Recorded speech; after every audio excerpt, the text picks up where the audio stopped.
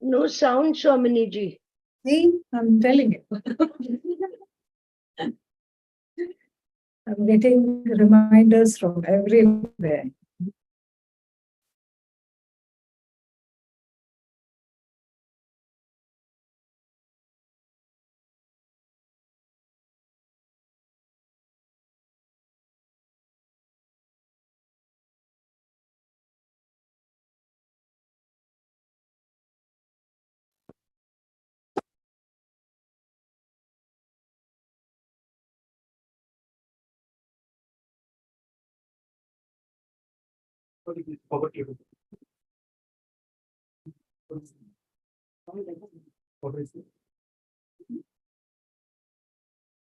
Om Sahanao Bhavatu Sahanao Bhavatu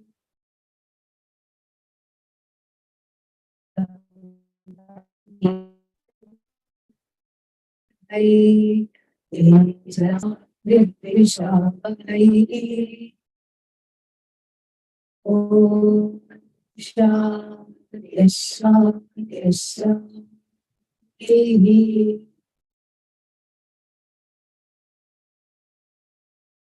We will talk today about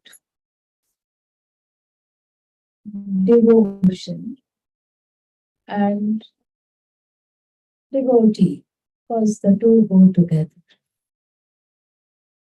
As it is outlined in the chapter 7 of the Bhagavad Gita. We're still on chapter 2, right? Something to look forward to.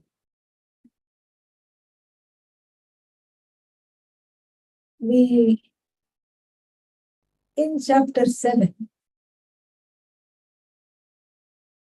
the need for devotion is expressed in a very interesting way. Only because there is the pinch called samsara. One is in a pinch, a permanent pinch in between a nutcracker actually. And that is what is called samsara. And this is the problem. This is what samsara means. Samsara means that which moves very well to catch you without your help. Because it's been set in motion long before this body, mind, sense came along. And then everybody contributes something or the other to samsara. And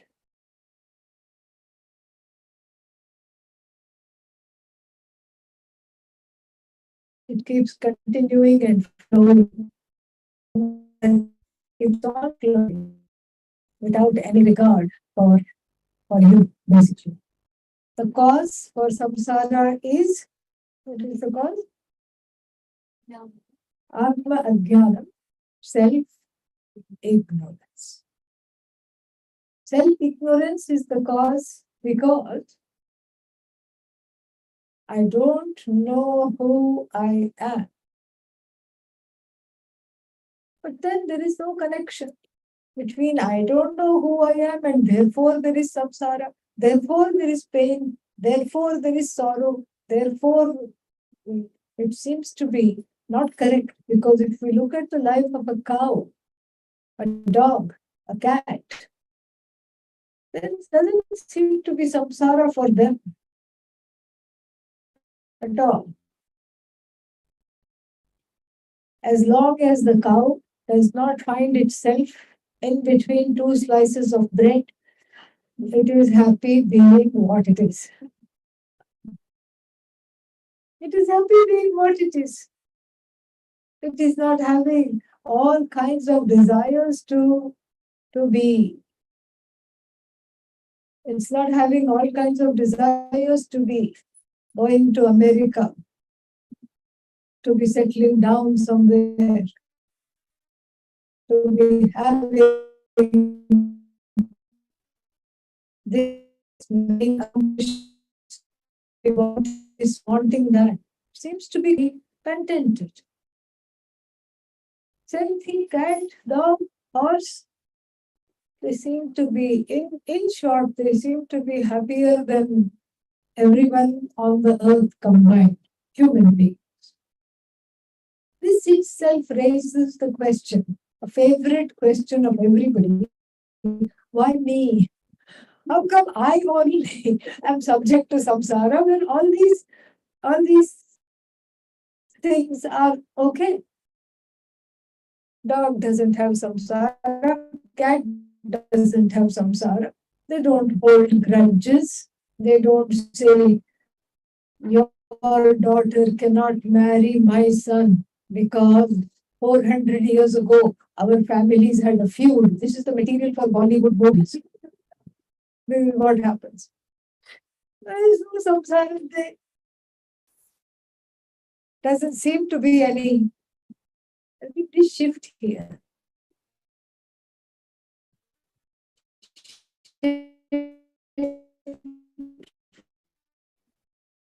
Come inside. Come. There doesn't seem to be, seems to be a selective samsara, only for human beings. And the question comes, why? And partly that is because a human being has free will. And so ajnanam, self-ignorance, causes a problem only when there is free will. Free enough to cause self-judgment.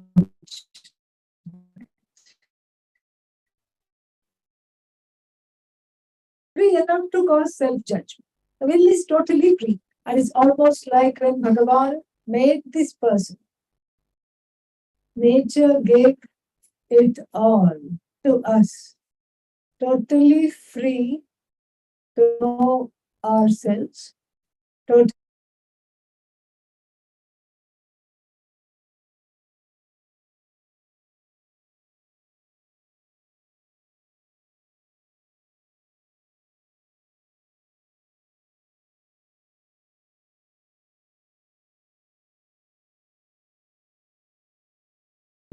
specifically and the whole Bhagavad Gita in general.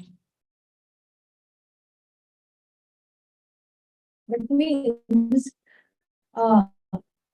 we should not go to sleep. That's why periodically it's been set up. I have heard that Vedanta classes are very soporific, meaning they just are sleep inducing, even though you have just had chai. So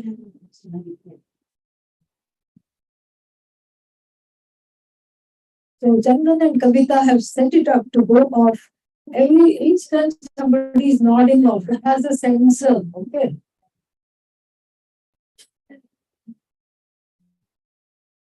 Silent, a wake up call. Literally a wake up call.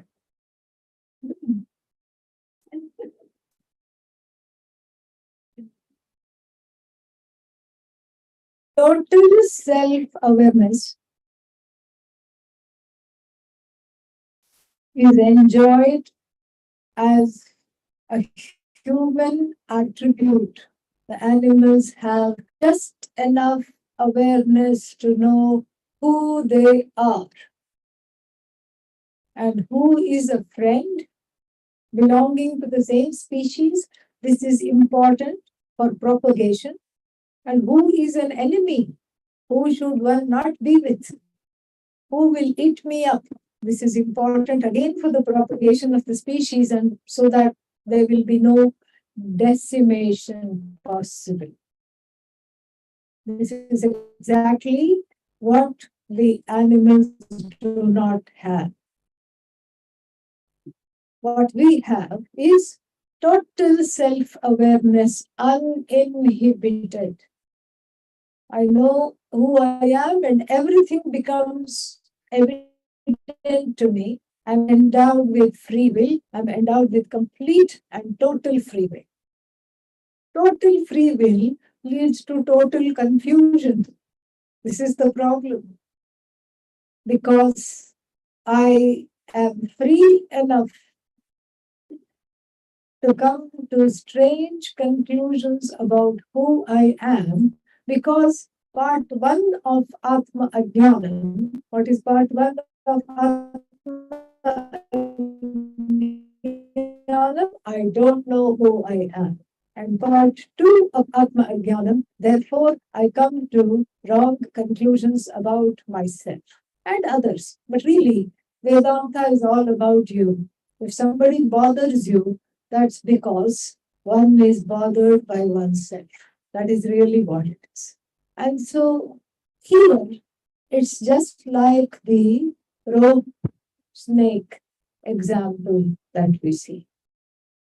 Rope, you cannot see a snake on a totally unknown rope. If it is pitch dark, you neither see the rope nor see the snake. No rope, no snake. And it's broad daylight. You see the rope. There is no possibility of seeing the snake because the rope is known. When does this mistake occur? Twilight. Twilight. Yes.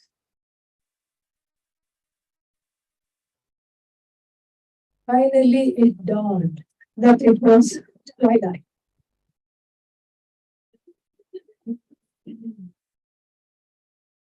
Because there is a possibility of seeing something which has some bends.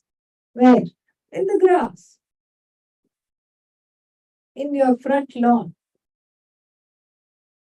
And then immediately one is free enough to make a mistake centered on the eye. In what is exemplified. In the example, one comes to the conclusion that this is snake.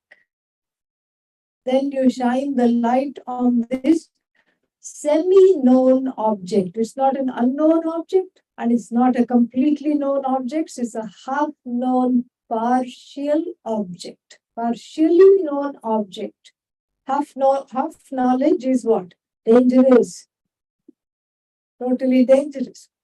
And so too, this is also totally dangerous because what is happening here is that there is half knowledge.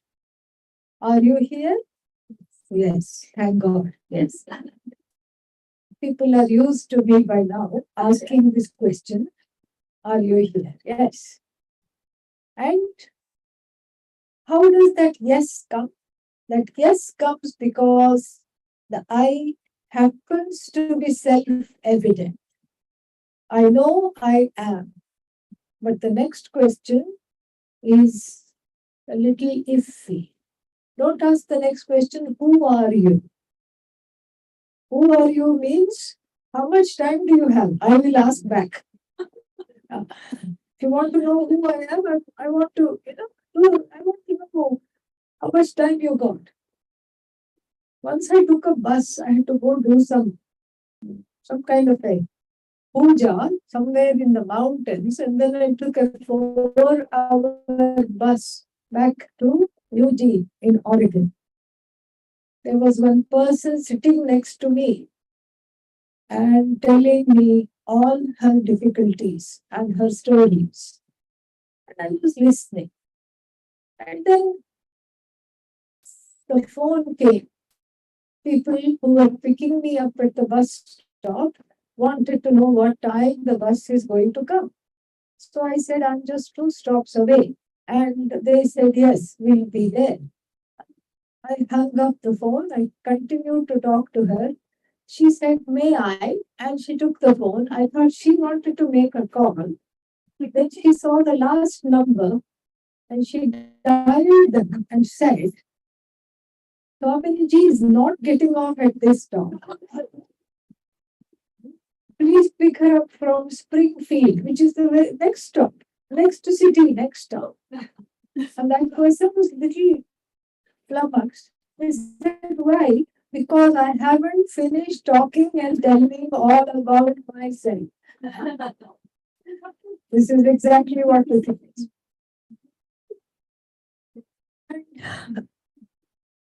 So this is the problem. So how are you? How much time do you have?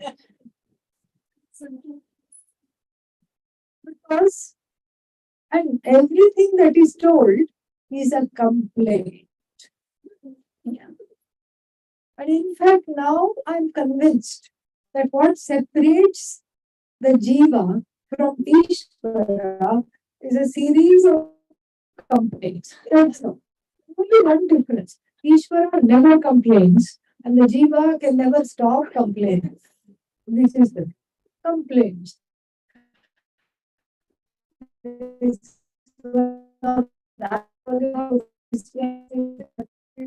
know how what these people, and then coming into the spiritual realm, then we, this person has been studying for so long. Have you seen how they behave? They say they know. What do they know? Do you see how they snatch? Do you see how they do this? Do you see how they cut in line? Do you see how their behavior is? And meanwhile, how is our own behavior when we are saying this? It's just it's a complete disconnect. The focus is so much in the world and what is happening. That Lord Yama laments in the Kathopanishad. Paranchikhani Yatrinat Swayam Bhuhu Parak Pashyati na Antaratman.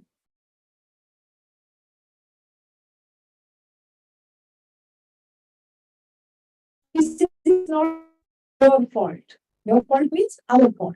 It's not the fault of the jivas that we complain so much. Abba, thank God. At least somebody is absolving us. Then whose fault it is? Because first I want to know whose fault it is. Before even finding out what the problem is, I want to know whose fault it is. Where will the moving finger come to rest? That is what I want to know. Whose fault is it? Ishvara's fault. Bhagavan's fault. Bhagavan's fault, yes. Because what did Bhagavan do? Kept our eyes facing in the front, outside, and kept our ears everybody else's problems and issues, kept our nose smelling all the aromatic cooking of the whole universe, and kept everything like this, and then expects us to go inward, go in. How to go in when everything is out? What is to be enjoyed, sense objects are out there, and the sense organs which are directly interested in the sense enjoyment were out there, out. And so, to have what the Bhagavad Gita says, rich inner life, is not, it doesn't seem to be possible at all. And therefore, the human life, as the sages, saints, and the Upanishads tell us, is as good as wasted. Life after life after life, yeah, as good as wasted.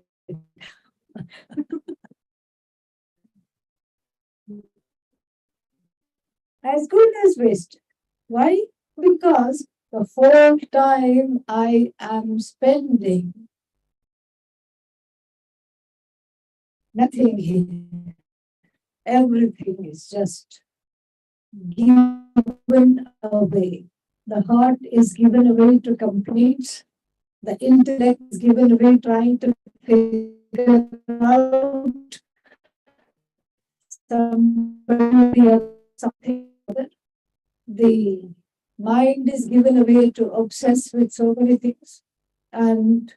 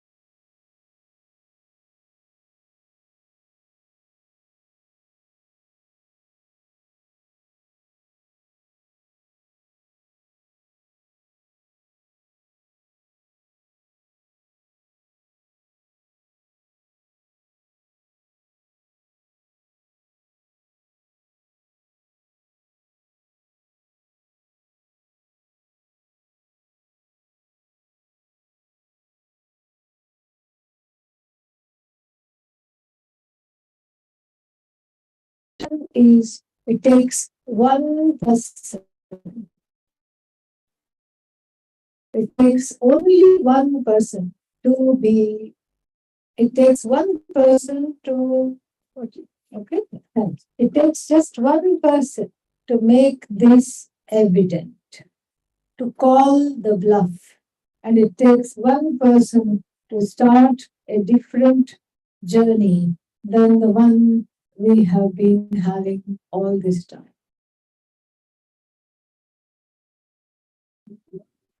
Sleep, get up, go to work. What else? Become cranky, come back, cook,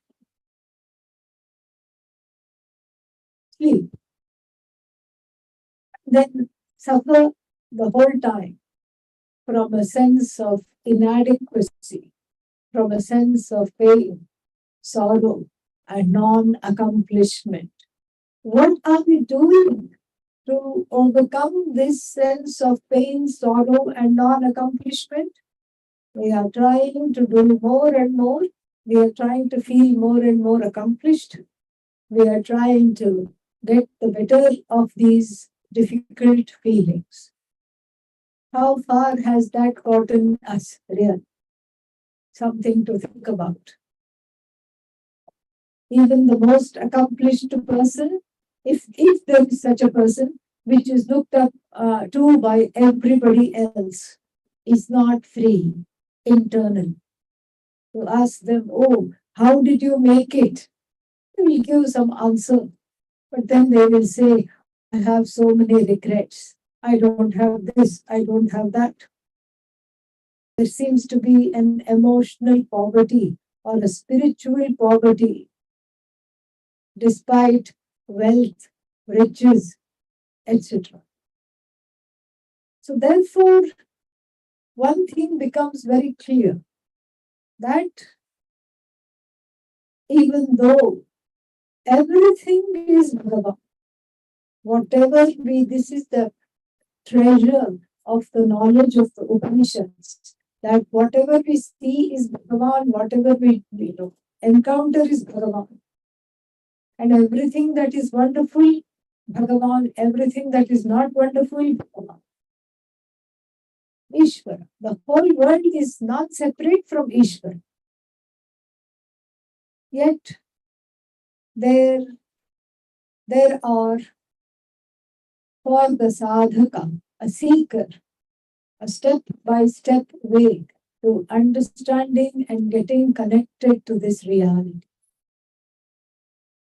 If everything is Bhagavan, the teenager or the young adult will definitely ask, why should I not spend all my time at the movies? Why should I not spend all my time with my phone? Because phone is Bhagavan. You yourself said in the Gita class, phone is Bhagavan. Why are you confiscating my phone? This seems phony on your part. Very phony, because you say phone is Bhagavan and then you say don't spend too much time on the phone. That is why in the 7th chapter, the nature of Bhagavan is divided into, is looked upon from 2 different aspects. The first one is apara prakriti and the other one is para prakriti. Apara means non-ultimate. Yes, phone is Bhagavan. All the foods you love, Bhagavan. Friends, Bhagavan. Bhagavan is not the phone. In Vedanta, we can get away with a lot because it's just a one-way street. Phone is definitely Bhagavan because everything is Bhagavan. But what is Bhagavan? Bhagavan cannot be the phone because then the computer is not Bhagavan. If Bhagavan becomes the phone, then what is computer? Then what is chair? What is table? What is a human being? What is a cow? If everything is Bhagavan, we have to be very clear, Bhagavan cannot be any one thing. So, the confusion between this para prakriti, that this Bhagavan not only has entered, so to speak, the world of human and all creation, the world, the whole Jagat is pervaded by Bhagavan, and this is the opening verses of what? Ishavasya Upanishad. Ishavasyam idam sarvam. All that is here is pervaded by Bhagavan. Pervaded by Bhagavan.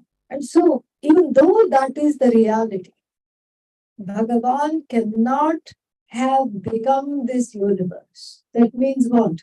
Bhagavan is no longer Bhagavan. Bhagavan has become all kinds of things in the universe, which we cannot accept. Then who are you praying to? Are you praying to the phone? No. Are you praying to any artifact in the universe? No. Even the devatas in the form of marble and stone that we worship at the temple, in the temples, are what? They are standing for that which cannot be objectified. They are standings for that which cannot be reached through the sense organs, through the mind, through the intellect. Why? Because the reacher and reached are one. That is one. So this Bhagavan or anything that is designated as sacred, holy, whether it's a whether it's a icon or a river or a tree, whatever it is, they become stand-ins for that which has no name, which has no form, which has being, and that being is not separate from you. This is the idea. And this is something one has to seek to know. It is not given without seeking, because the teachers don't want to waste their time. That's why. Because it would be a waste of time. It would be like a plane going overhead, only noise. Nothing will be understood. If it has to be understood, then it has to be sought. And if it has to be sought, some preparation is needed for the seeker to cultivate. And with the preparation, then the seeking becomes much more focused. With the help of the preparation, I become the seeker of the infinite rather than an infinite seeker. An infinite seeker means it's not fun. Always seeking, seeking, seeking. One life gone. Seeking, seeking, seeking. Another life gone. Seeker of the infinite means the quest is finite. And this is what one wants. And so the difference is made between the so-called twofold nature. There is no twofold nature of Bhagavan, but only from the standpoint of our understanding, especially to negotiate this manifest universe of names, forms, colors, and exciting things and things to complain about. We have this model. Para Prakriti, Apara Prakriti becomes a model to understand this. So Para Prakriti is the changeless Bhagavan. Bhagavan from the standpoint of herself, himself. At this point, there is no him, her. There is nothing. That's why Brahman is neuter in the Sanskrit language. Neither he nor she. There is no she, there is no he. Beyond gender, beyond form. You can't say God is formless, but he is sitting in heaven. Formless cannot have gender, and formless will not require a place to sit. Okay? And so now we have to see this very, very properly, and we have to understand this carefully, because the essential nature is called Satyam Jnanam Anantam. Sat Chit Ananda. From the individual standpoint, from the total, it is Satyam, Jnanam, and Ananta. What is this? What are these words? It exists. Sat or Satya. There is something there.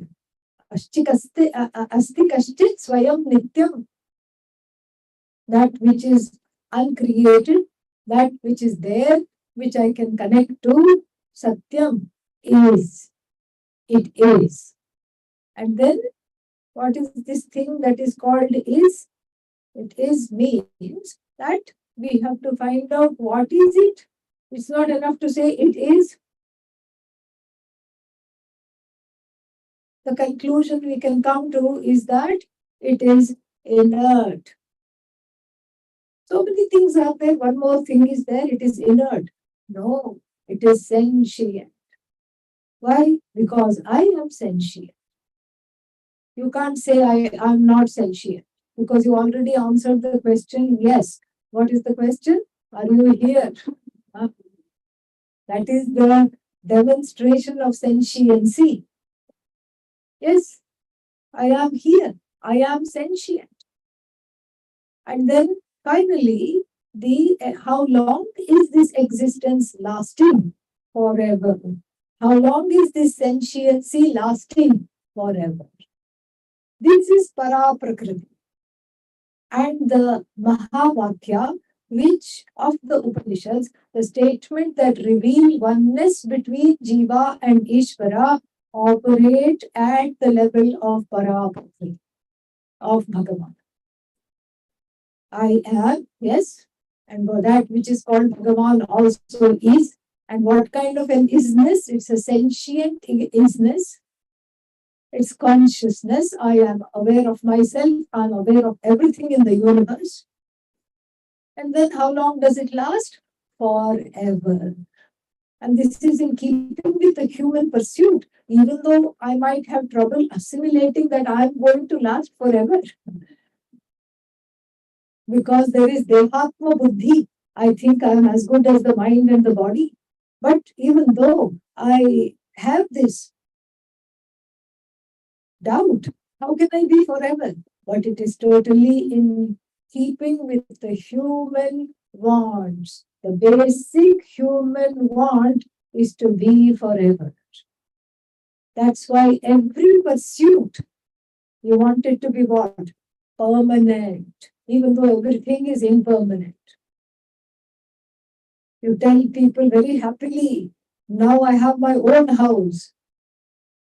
Actually, it belongs to the bank, okay? Technically speaking.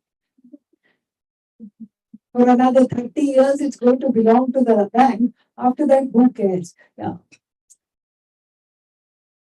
By that time, one is ready to move on because they say it's too big a house. We need to go to some place smaller. And then this is how it is. This is my house. And then in all our conversations, it's like this. Somebody may tell, one parent may tell someone, another parent, my son, my daughter got a job. Is it permanent? That will be the question. Is it permanent? House should be permanent. Job should be permanent. At least the fourth marriage definitely should be permanent. First three, gaya, gone. This is the yearning. The yearning for permanence is the clue to what one is looking for. Is the clue to see that all that I am looking at in the universe has actually two components. Everything has two components. One is Nama Rupa, name and form, which is actually word and its meaning. Name and form, word and meaning. And the other component is Sat Chit Ananda. Everything is Sat Chit Ananda plus Nama Rupa. But the person, any person not yet exposed to Vedanta falls in love with what? But finally, the answer came. I was waiting. Name and form. That's what attracts. Apara. Bhagavan's apara prakriti attracts. Why doesn't para prakriti attracts? Because para prakriti is you. It's not an object. It's not something to go by. It's not something to have. It's not something to look for. It happens to be you that has to be known, that has to be understood, that has to be inquired into. So this is the mistake that people make. And to turn back, to make a U-turn. U-turn means you are the one who is turning. Okay? Yeah, it's spelled by O-U. To make the turn, one needs something. And there in the second half of the Kathopanishad mantra with which I started this talk, there it is said. What is it said? It says Kaschit Dhiraha. Amritatvam icchan avritta chakshuhu has an inner revolution. Who Dhira? Who is Dhira? Dhira means the wise person. One person it takes to decide to swim upstream, which is much difficult when the whole world is being carried downstream. And in fact, everybody looks at this person and makes fun of them. Ha ha ha. Look at this pagal. Look at this mad fellow who is going upstream when the whole world is taking, is going one way. This person is going the other way. And think about how much the person would have had to have grown to not care about public opinion. Everybody has a bad case of what will they think it is. Yes, it's a new disease. What will they think it is? Very inflammatory in nature. Everybody is worried. Nobody is out to get you, but still people are worried. What will they think? What will they think? What will they think? And then one puts pressure on the next generation also because of this. Everybody is asking me why you are not married. The mother will tell the child. What else is there to talk about? How are you? How is your daughter? How is your son? Oh, is he married? See, they are asking. They are asking because there is nothing else to talk about. What else can you talk about? These are all the popular topics. Very rarely do you find people saying, tell me how much you have grown in the last 6 months. What kind of epiphanies have you had? This is not party conversation. What kind of wonderful discoveries you have had about yourself? Please share with me so that I can also learn. And I will also share myself with you in that way. This is not a potluck talk. Potluck talk is what have you done? Where have you gone? Where did you buy your sari? This is what it is. So to be a dhira means that shift has to take place. What will they think it is? As one has to have an antidote to what will they think it is. And that antidote is devotion. Even though by way of preparation for this knowledge, a whole lot of off-putting qualifications are given. Really off-putting. Shama, resolved mind. Who has? Yeah. Dhamma. Whatever I want to say, I don't say it because if it may be hurtful to somebody else. That's the fun of talking, is to make sure that the other person knows that they are being annoying. So why should I even talk if that is not there? So it is just a very daunting set of qualifications in the Upanishads and in the 13th chapter of the Bhagavad Gita. 20 qualifications are given. Amanitvam, Adamyatvam, Ahimsa, Kshantihi, Arjavam, Acharya, Upasana, Stairyam, Atma-vinigraha, Indriyartheshu, Vairagyam, Anahankaram, Evacha, Janma, Mrityu, Jara, Vyadhi, Dukha, Dosham, Darshanam, Asaktihi, Anabhashvangaha, Putradaru, Brihadishu, Nityancha Samati Chittatvam, Ishta, Nishtopattishu, Mai Jalamya Yogena, Bhakti Avyabhicharini. Then this not only Ananya Bhakti, but the Sevitvam, being able to just be focused on Adhyatma in their life and all these things. Whole list of 20 qualifications. Somebody asked me why Bhagavan didn't put it in chapter 1 or chapter 2, and because that would have been helpful. I said, already how many people are studying the Bhagavad Gita? If Bhagavan had put all these 20 qualifications in the beginning, they would have said, ये हमारे बस की बात नहीं है. This is not for us. This is meant for somebody else. They have just given up. That's why it comes somewhere after 2/3 of the Gita has been studied and one is hooked to the knowledge, then the qualifications are put up. Very clever Bhagavan is.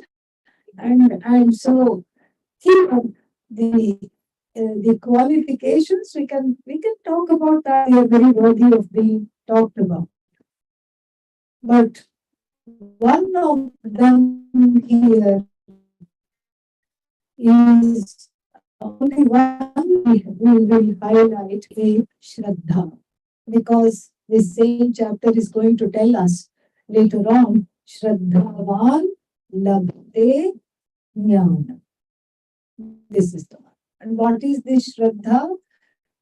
Shraddha is being able to see the truth of the self when it is told to you, because you have trust in the giver of the knowledge.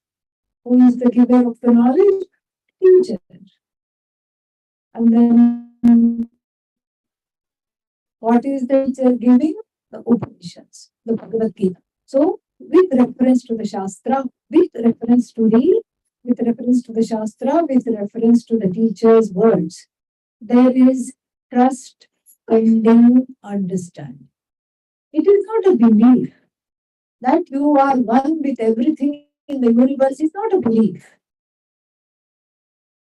It is something to be understood.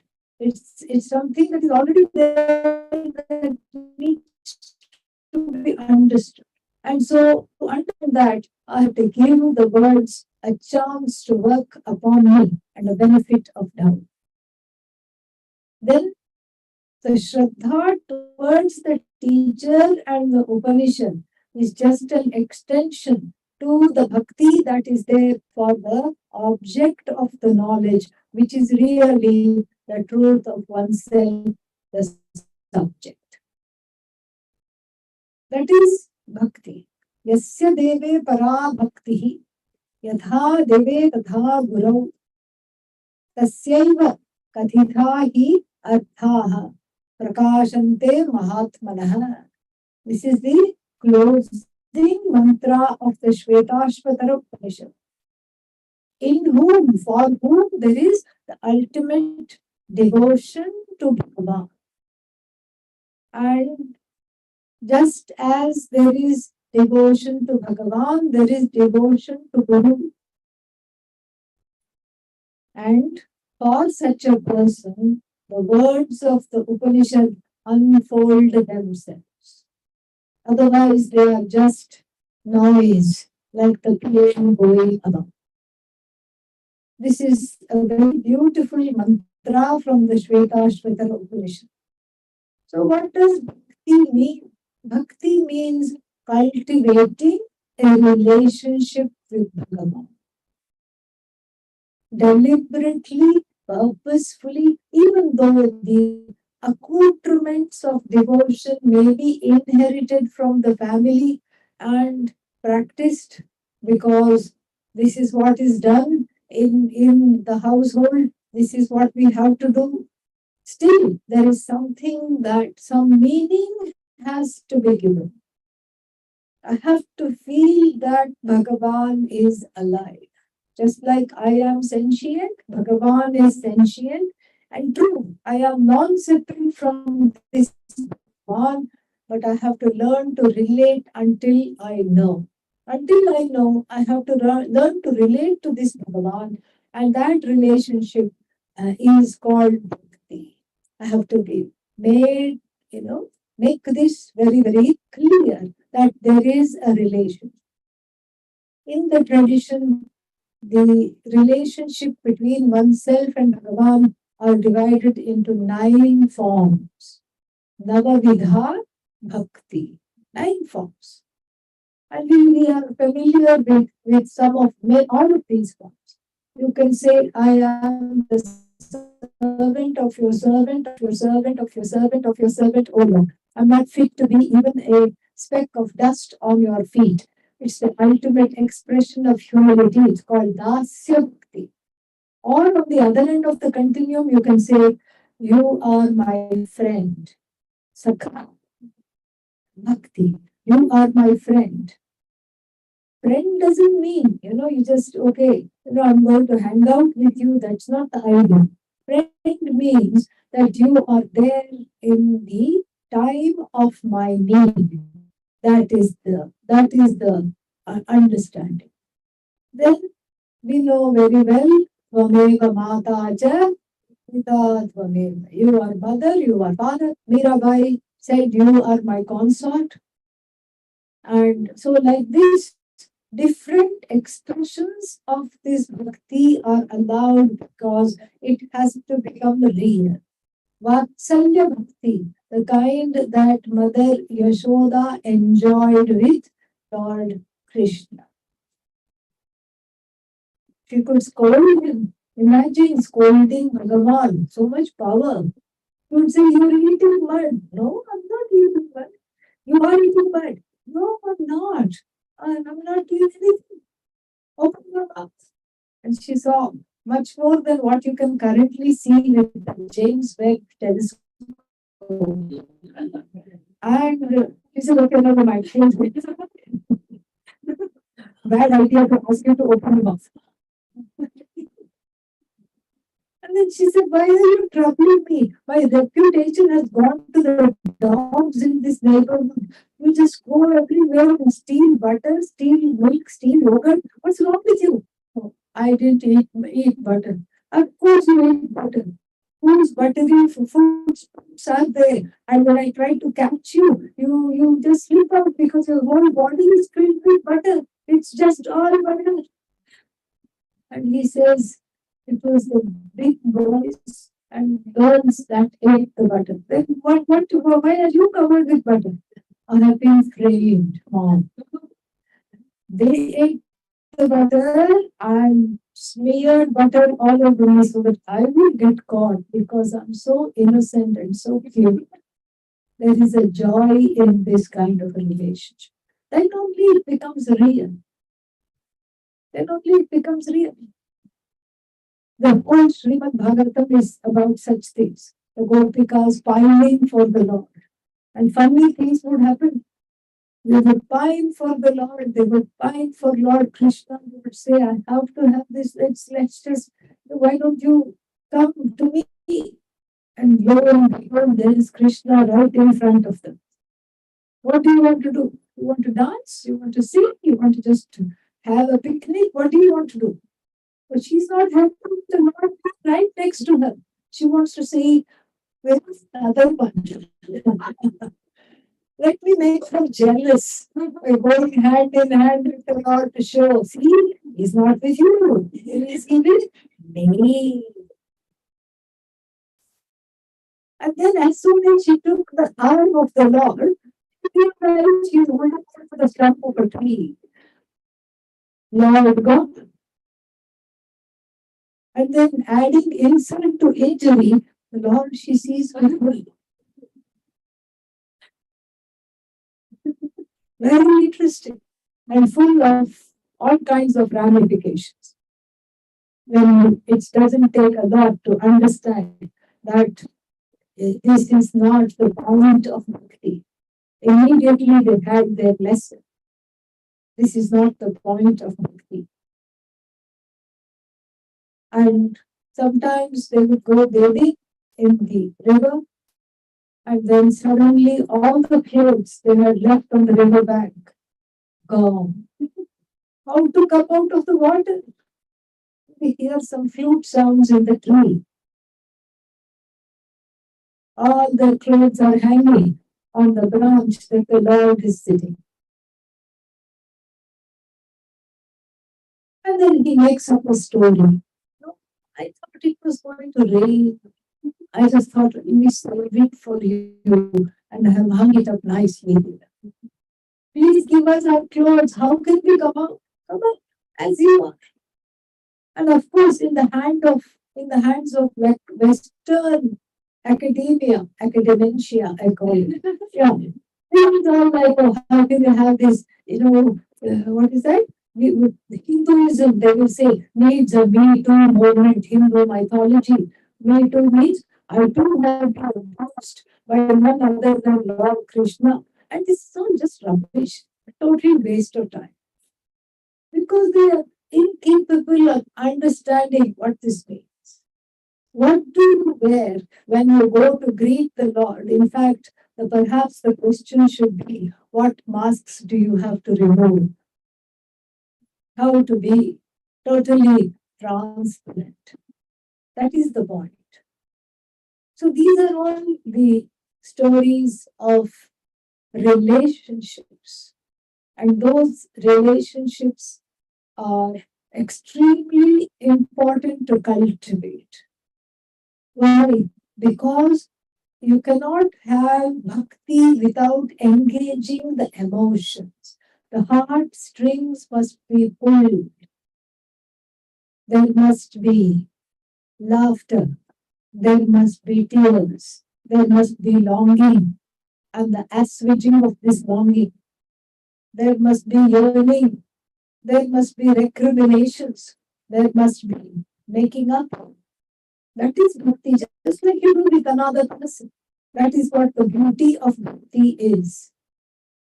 Except in the Bhagavad Gita and the Upanishads and in the Srimad Bhagavatam also, this is not a permanent state of being, although some people would like to make it a permanent longing. Permanent longing is what? A longing which made you come to seek Bhagavan in the first place. Now, if this longing becomes permanent, then I'm permanently longing. Then why did you come to this teaching anyway? And some people have a long explanation. I don't want to be the sugar. What do I want to do? Taste the sugar. This shows that the vritti means the predilection, the penchant for seeing Bhagavan as an object other than oneself has not gone. And that is what needs to go before this teaching about how to connect, how to transcend the Nama Rupa and connect with myself, with Ishvara as Satchidananda will come. And so therefore, in the Bhagavad Gita, Lord Krishna divides all the beings into 4 types of devotees. The first one, 911 devotee. Yes. Instead of calling 911, rushes to the temple. Or better yet, calls 911, rushes to the temple. Artha. Artha means in pain. And who is not familiar with this kind of bhakti? Everybody is. When in difficulty, Bhagavan you think of. Definitely, who else will come to you? Nobody else. Nobody has the time, nobody is around. Bhagavan is always around. And in the Hindu tradition, we have no problem. because there are so many manifestations. Even if Rama is busy, Krishna will come, otherwise Devi will come. So many possibilities are there. This once Pujya Swamiji was on a train when he was himself a brahmachari.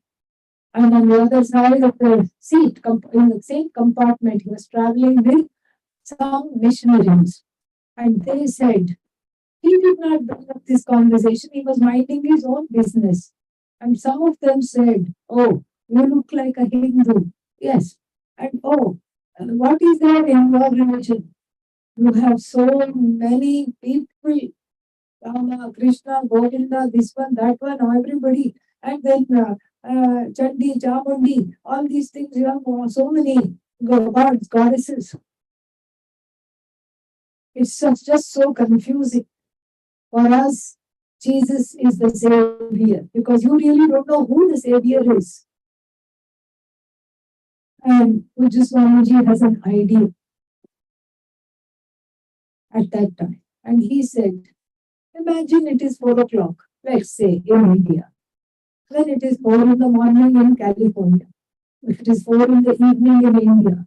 And then it is maybe 10 o'clock somewhere in Europe at the same time. And somebody is praying at 4 o'clock in the evening in India. Somebody is being robbed.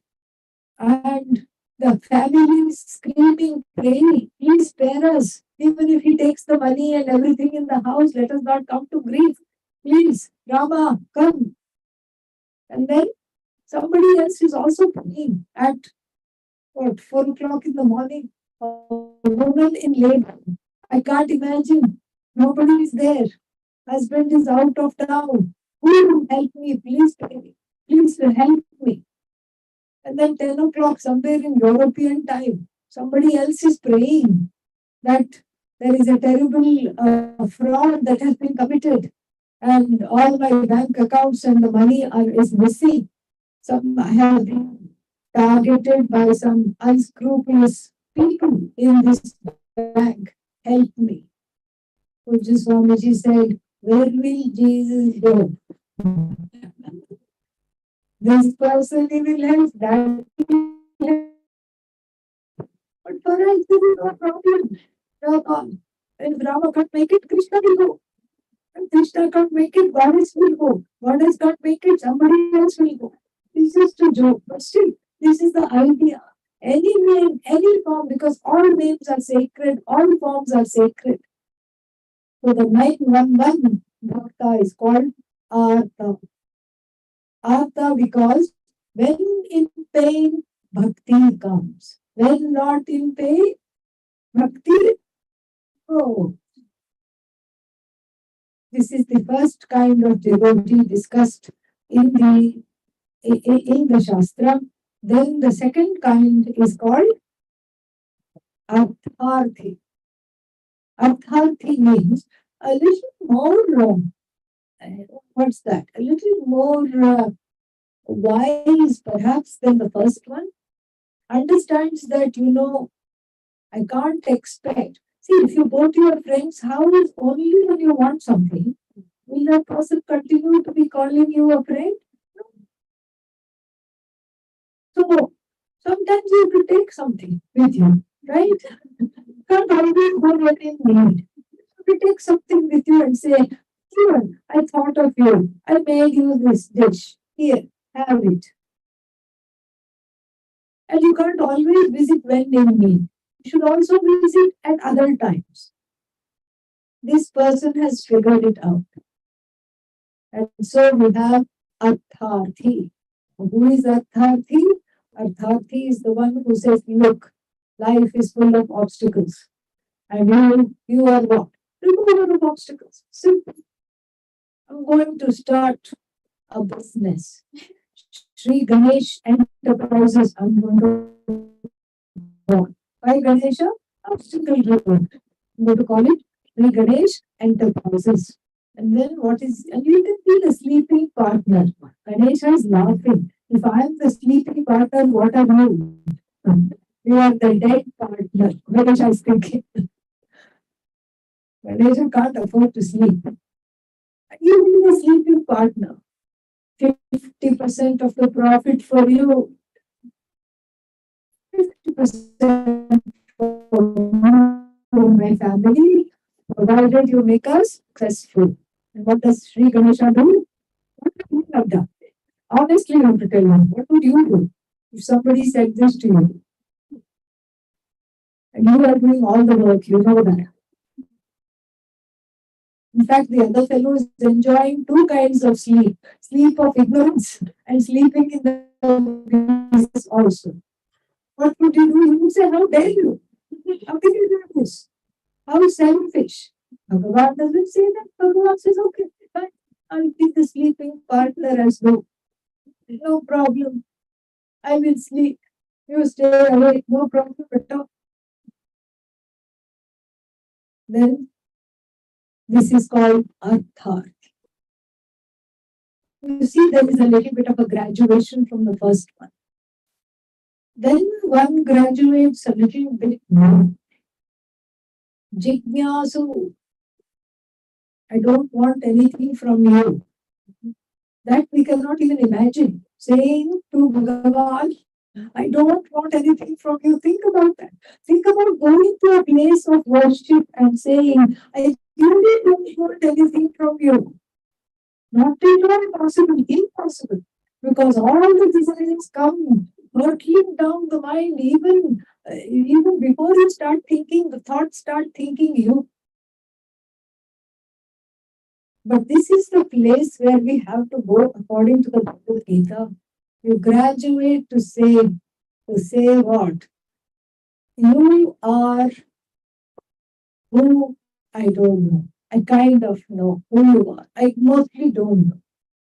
All I want from you is to know who you are and to know that I am non-separate from you. That's what I want to know. This is called Jignasu Bhakta.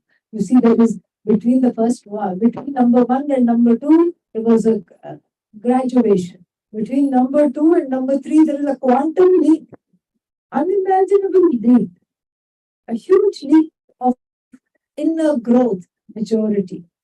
Then finally, there is what? Jnani.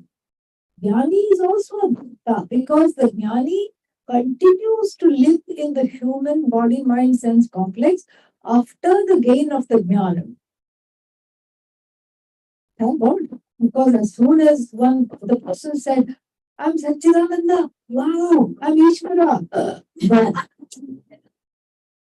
who will come for this? There would be Vedanta would be a health hazard. It will shorten your life to gain this knowledge. Nobody will come. So the Jnani's body, mind, sense complex continues, even though the Jnani knows I am Ishvara, from the standpoint of the manifest Jagat, continues to be worshipped. And it is the same reason why in the Shastra it is said, even if you gain the knowledge, don't go slapping the Guru and on the back and saying, yo, it's up. Yeah. It says, essentially, in certain places, the Dvaita is to be consciously reproduced. Respect is to be kept for the institutions of so-called difference. I know the difference is so-called. Therefore, I don't need to, transgress those differences. The Jnani also behaves like a bhakta, even though internally knows that there is no difference between myself and Ishvara, externally follows all the rules of worship.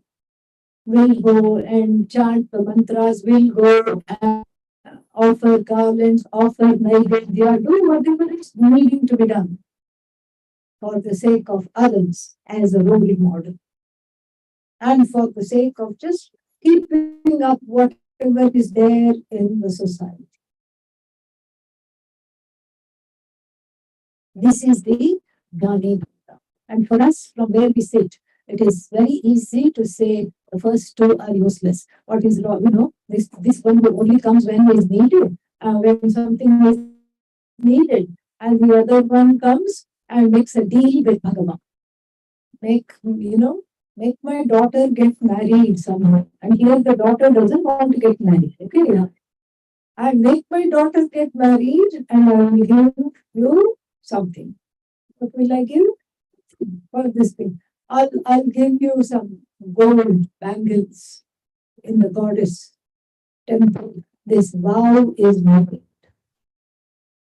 And to us, these two bhaktas are not great. The Jignasu Bhakta and the Jnani Bhakta are wonderful. We make a kind of a partition between 1, 2 on one side, 3 and 4 on the other side. But the Lord says something else. Bhagavan says, Udara Sarva Evate. All 4 of them are extremely exalted, O Arjuna. All 4 of them are very exalted. Why? Because even the person who dials Bhagavan when in distress need not dial Bhagavan in distress. Can go rob a bank, can go do something else, can go on a homicidal spree, can hurt somebody, can be violent, but chooses Bhagavan even at the time of great difficulty. That is, person is exalted. And the other one who makes a deal with Bhagavan also exalted, very wise, pragmatic. Yes, you scratch my back and I'll scratch your back. Only small things are forgotten. Bhagavan being all pervasive doesn't have a back. Okay. If you want to scratch Bhagavan's back, even if you scratch every single surface of the earth, you won't have covered Antariksha, or you won't have covered the skies, the space, the galaxies. You won't have covered the whole universe. And so the Lord calls the second kind also exalted. So there is a slow graduation, provided, this is a very big caveat, provided that the Bhagavad Gita and all the Upanishads are being listened to. Not kabhi kabhi mere dil mein Vedant ka khayal aata hai. No. Sometimes I suddenly think of Vedanta. Oh, I miss it. Let me see what's going on. And I'll be a dropping Vedant in. There is no such thing as drop in, Vedant in. A drop in Vedant in is a Vedant out. You are not a Vedant in. Okay? Yeah. If you want to be a Vedant in, it is a committed exposure. Committed exposure. Simply by linking as much as you can afford. Maybe in your life, you can only spare 1 hour a week. Wonderful. Maybe 1 hour twice a week. Wonderful. 1 hour a day, even better. But even 1 hour a month, it's something. Should be consistent, committed exposure. Then the graduation happens on its own. We don't even have to strive to go from Bhakta number 1 to Bhakta number 2, Bhakta number 2 to 3, 3 to 4. It will all happen. But without this mukti, there is no possibility of mukti. Bhakti is there, then moksha, mukti, freedom from some sorrow or the other, or samsara, is guaranteed. It's almost like in the Bodhisara, there is a beautiful text. There it says, Dwari moksho lelayate. Moksha dances at the door for the one who has bhakti. And so the connection between bhakti and mukti has to be very well established in our hearts and very well.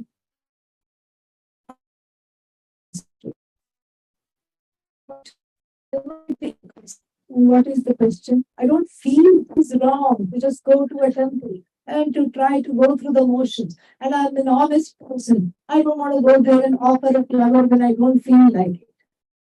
Think about your life. How many things do you do that you don't feel like? Are you always an authentic person? Answer authentically. Okay? Yeah. No. Somebody tells you, there is a person you love as a friend, as a relative, something, and they ask you, how was that gift that I gave you? And you have already given that gift to somebody else. What would you say? It was the ugliest thing I've ever seen in my life. Will you say that? What would you say?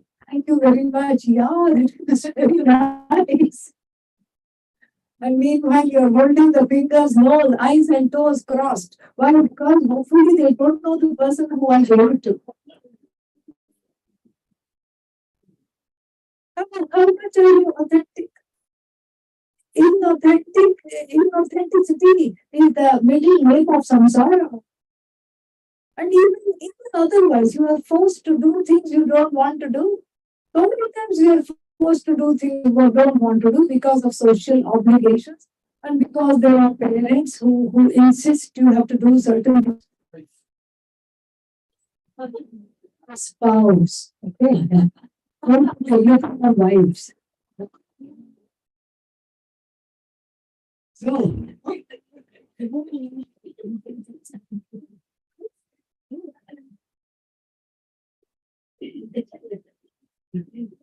so there are so many reasons. You have to go through the motions.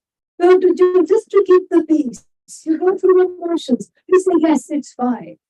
It's okay. I will be okay. That's all right. And in the process, one grows. Bhakti is also like that. You just take a flower, go to a Shiva temple and say, here, see if you accept it. Because in the beginning, there is no feeling. And then after 2-3 days of offering the flower, you take a little peek. Yeah, you are a lifeless stone. What you are taking, what's happening? Nothing. But life is like this. Because bhakti is really natural for the human being. It's natural for the human being to have bhakti. It is something to discover, that's all. It's not for the human being to have shraddha, trust. And in the process of discovery, what is happening is actually inauthenticity is fading. This is what Pujya Swamiji called fake it to make it. But you're not faking it. When you're not enacting bhakti, that is a form of faking. To think that I can do everything on my own, that is faking. Faking without making. Think that I am great and I can do everything and I don't have to rely on anyone, I don't need any help. That is faking it without making it. But here you are as though faking it, but really that enactment becomes, when that becomes real, then there is a change of heart. You Ishvarize the entire universe of names, of forms, of everything. And then, even though you want to avoid it, you see Bhagavan everywhere. Sometimes you don't want to see Bhagavan everywhere. Yeah, you want to be mad at the person, but despite yourself, you see Bhagavan there. And that is the idea. That is the growth, to be able to assimilate chapters 7 through 12, which is what is Tat Pada Vichara, Tat Pada Darshanam. Tat Pada means that which is symbolized by the word Tat Ishvara, which is the unfoldment of Ishvara. So this Ishvara has to be understood through the gateway marked Bhakti alone. Why should I understand Ishvara? Because without understanding Ishvara as myself, there cannot be any mukti. Om Purnadav Purnamidav Purnat Purnamudachyate Purnasya Purnavadaya Purnamevavashishyate Om Shanti Shanti Shanti Hari Om Shri Guru Namaha Hari Om. Questions? What is the Very little. The Jignasu says, I want to know who you are and who are you? Please show me your nature. And the Jnani says, I know I'm not separate from you. Take it. Take it till you make it. Take it. Yes. But you're not really taking it. You're as though taking. Have a altar, or a simple altar. Go there and invoke Bhagavan. You can invoke Bhagavan in any which way you want, but to have a, what is crash course in bhakti, invoke Bhagavan as your friendly psychologist and just start telling all the troubles. Then it becomes real very, very quickly. Say things like, nobody listens except you. And it's true because everyone else interrupts. But that form of Bhagavan on the altar will not interrupt. Happily says, don't fear, I am here. Start telling your troubles and start talking about all the difficult things. Bhakti will come very quickly. No, that's right. Not faking it. You're as though faking it. Or the person who says, I have no bhakti, and will say, fake it. But really, it's as though faking it. Swamiji, when you say Nama Rupa, right? Like I look at a car, I break Nama Rupa, see, everything is separated out. Yeah. Then go back, break it down like that. Same thing if I do it for my human being, my perspective, my body, mind, I speak for that. Everything goes to one point. So what does it mean? Like, I mean, I don't have any identity for myself. I'm same as a car. I'm different. No, you're Chetana. Car is Bekar. Okay. And you are Chetan. You're not Jada. You are not insentient. You are sentient. When you break it down, the breaker downer is present. The one who broke everything down does break down. The one who is incapable of breaking down after all the breaking down has been done is the one that one has to discover. My question, I mean, my understanding is, I'm not this body. Yes. Same logic is applied for a car. No. Car doesn't have that. Car cannot say I'm insentient. It cannot say I'm sentient. It cannot say I'm insentient. But I can do it. Yes, exactly. That's what. You see, everything becomes evident to you. You are self-evident. That self-evident Atma, the self-evident allows us to say that can be equated to Ishvara. If you were not self-evident, we wouldn't be having this conversation. But you are self-evident. Because you are self-evident, what happens? You see very clearly. You see that after the negator remains. Negator remains. And the nature of the negator is Satchidananda Atma, is Ishvara. That is what the Upanishad is to tell you. The more I try to understand what is the knower known knowledge, or the three is one, technically. Yes. But then that's one reality, and I'm in this empirical reality. No, see, knower is who? You, correct? But you are the knower. And this can be demonstrated right now on the empirical realm itself. Let's say you have a thought. You have a thought of a red hibiscus flower. The red japa kusumam is the object of thought, correct? Yes. And you are what? Thinker. Yes.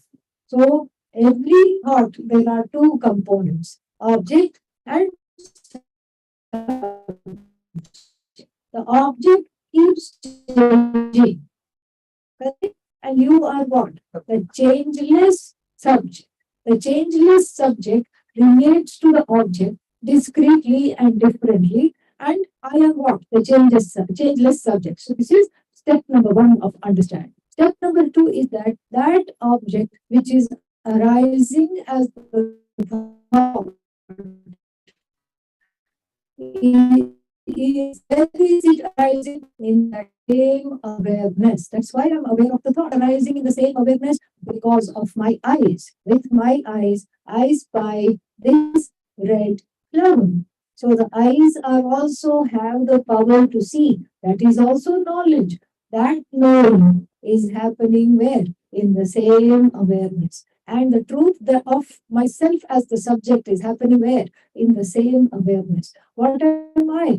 Other than awareness, which has morphed into a thinker, morphed into the object of thought, and morphed into that which connects the object with the subject, in this case, the eyes, the means of knowledge. All three are me, but I am not any one of them. All three are Bhagavan, but Bhagavan is not any one of them. That is where you have to go.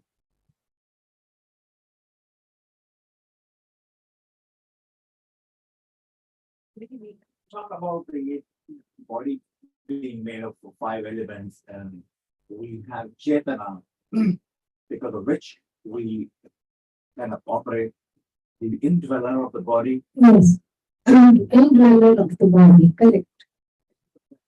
Reading a quote, going to a quote of Bala Swami, and I was a little confused. It's probably my understanding. He quotes that he is the sacred one who has realized that the body lives in him. He does not live in the body. Yeah. So I was just probably I was just looking only at the semantics. I guess maybe that's why I was Yeah. trying to reconcile. It's, Trying to reconcile a little bit. Yeah, it's not difficult because you see, pot. Let's say we have a pot or a cup. What is inside the cup? Space. All right. So first, understanding space is in the pot. And then what? Next level of understanding, no, pot is in space. Same thing, room space. Is space in the room or is room in space? Space is in the house or house is in space. Your house is in space. But still, because we have built these walls, we have room space, closet space, kitchen space, bedroom space, bathroom space, we have made it. Veranda space, outside space, inside space. This is due to ajnana. We take the space and we have cut up that which cannot be cut up. That's exactly. Now you replace the word space for whatever the quote says, and then you will understand. Yeah. Getting into the blog when I was Yeah. looking at the words of Right. justify that with the words only. That's why. Correct. Thank you. The other question. So I am born because of prarabdha. So that's why the things are defined. This is going to happen, and It's not defined. You have a free will, that's where I was going. which is making you ask this question. So isn't that the prabala prarabdha is few incidents in the life, the milestone stuck in there, in between I have free will, I travel, I go to the other milestone. Gahana karmano kartihi. The way of karma is difficult and mysterious to points of where prarabdha operates. In between there is free will. It's not linear. It's a co-creation. The whole Jagat is a co-creation between Jiva and Ishvara. That's why we don't say God created all creatures. No, we don't say that at all. So there is a portion in the Brihadaranyaka Upanishads of Saptamna Brahmana, which talks about what did the Jiva bring, what did Ishvara bring. Very interesting and kind of a vague area which has to be taught properly. So here, so what is Prarabdha first of all? You cannot say it is something Ishvara gave me and it is predetermined. Prarabdha is that which, what is Prarabdha God has given? Whose karma is it? Your own karma. And what is that? That karma is free will in either this life or in the previous life.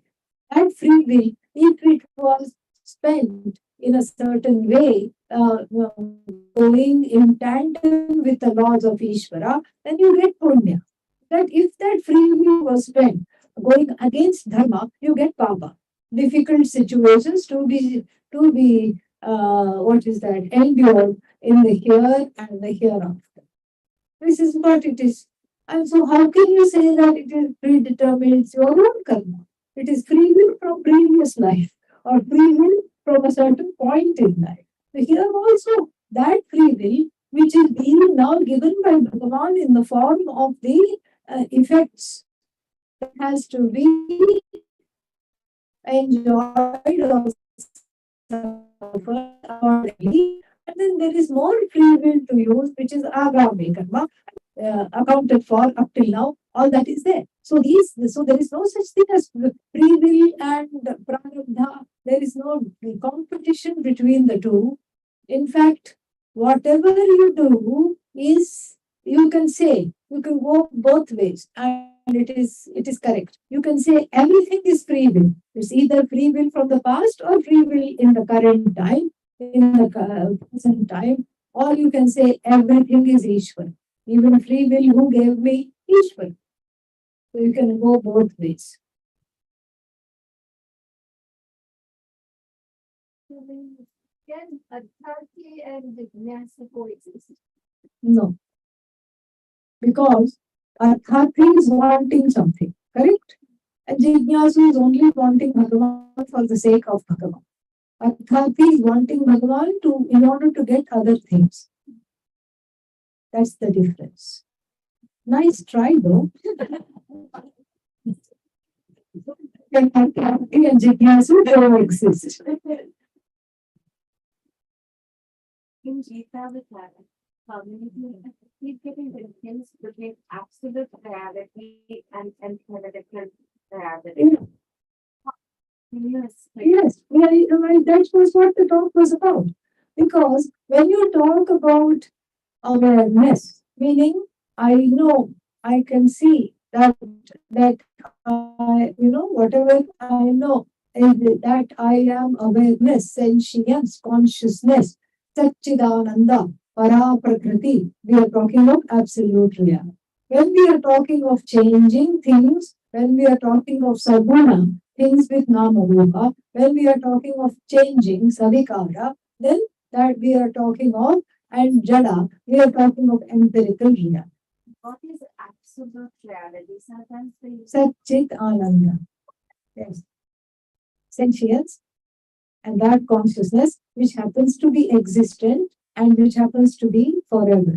That is absolute. Absolute means it's absolutely there and it is absolutely unchanged. The empirical keeps changing. And it is anatma, not atma. Ultimately, everything is atma, but in the beginning we can make this distinction. Is that clear now? You talked about like the 16 types of like the Vasalya Nine. Yeah. nine. But then they also had these 4 types of Devotees. Yes. What is the relationship between them? It's a different way of counting. And this is, see, like you can organize things by color. One way of organizing. You can organize things by size, shortest to tallest. Then that's a different way of organizing. There need not be a relationship between them.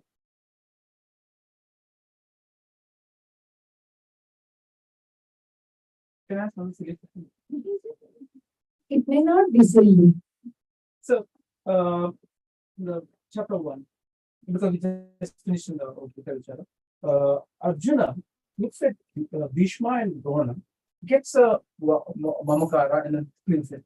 His own son, brothers may also get killed. Doesn't he have mamakara? He had mamakara for everyone. That was the problem. He saw everybody. He said, all I see is people in whose lap I have played and people who have played in my lap. He was thinking of everybody.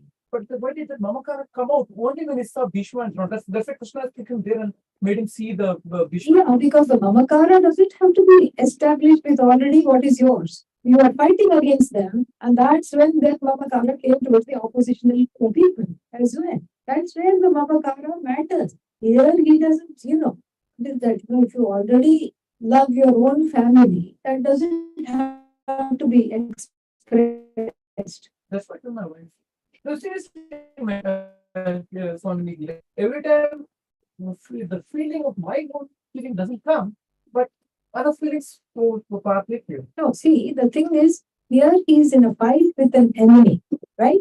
And the Lord takes it there because he respects without a face on the enemy, it's like always issues.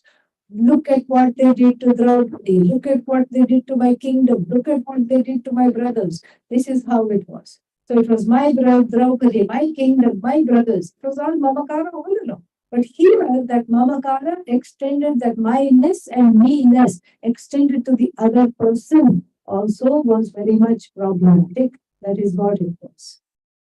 That's why he broke down.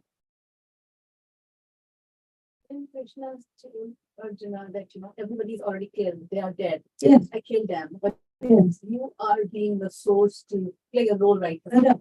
I am just wondering why Krishna never diverted that situation of the war since he already said That means the Prarabdha was it had to go through that. He did try. Even Lord went as the mediator, but there is free will.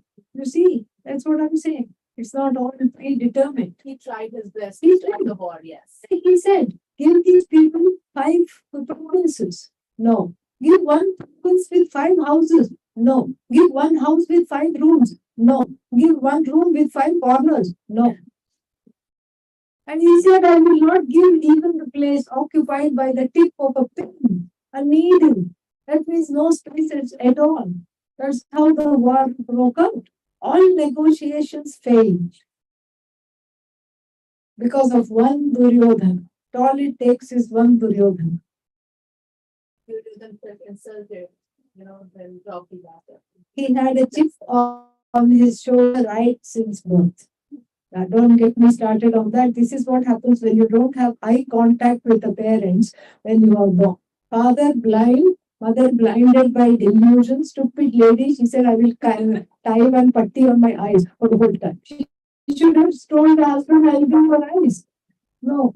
And then, and okay, she did that. But such people should not have children. They seem to have 101 children. And then no eye contact. The children grew up like wild weeds. No validation. And always a chip on the shoulder. I don't have, I lack. What did they lack? They grew up in the palace. They had the same education, same clothes, same kind of love. But it didn't come from the primary caregivers in this case. Yeah.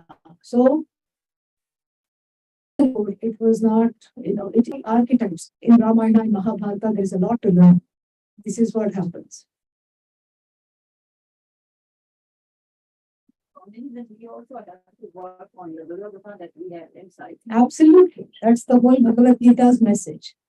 Jahi Shatru Mahabaho Kamarupam Durasadam. This is how the 3rd chapter closes. Defeat the enemy within. Kama and Krodha, Raga, Dvesha, basically.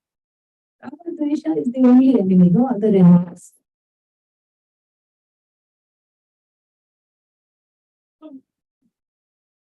At the risk of offending the well-rounded people, I will ask the question. So being well-rounded is very thrown at work or at home and things like that. So I'm being good at something. I can do things well. But expectation is being well-rounded. So, listening to you, I'm not trying to complain, but I have to complain because I can do certain things well, certain things I cannot.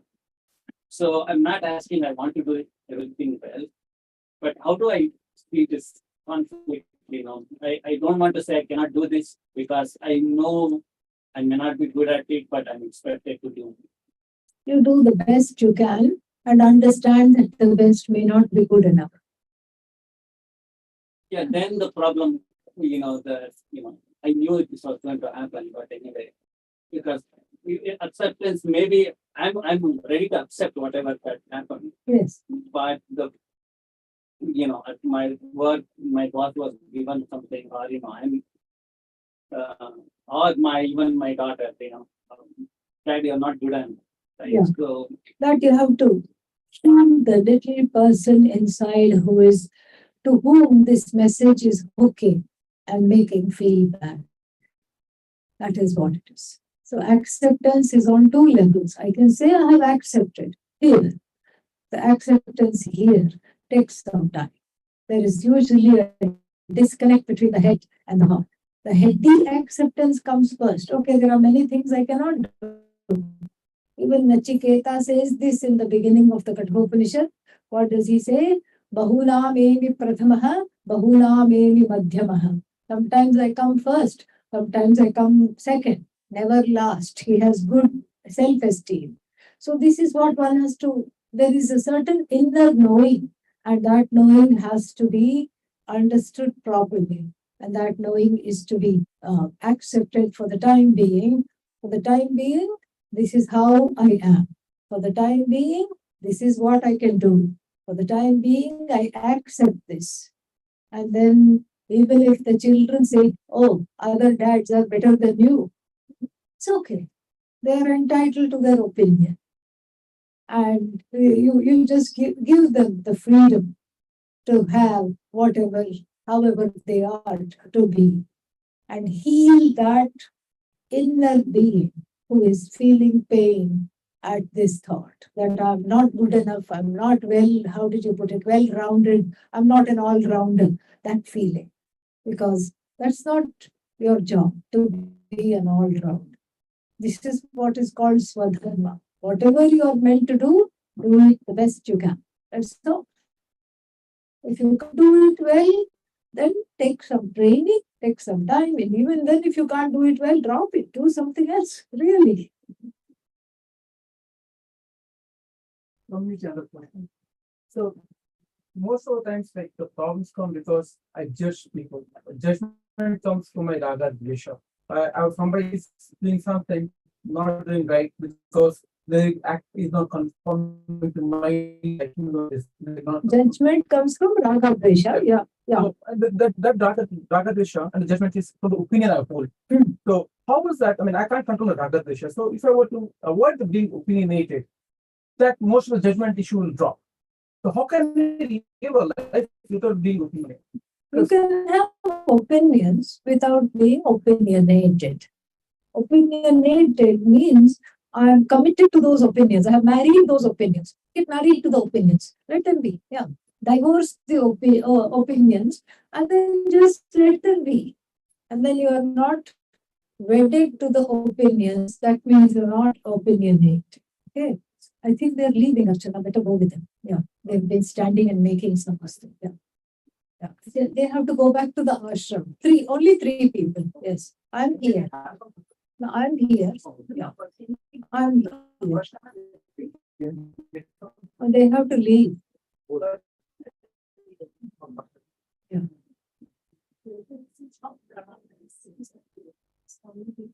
People are complaining a lot. People are complaining. A lot. Oh. I can do like 2 ways of helping. First is to listen them out. I can sunai nahi de raha. You can do what?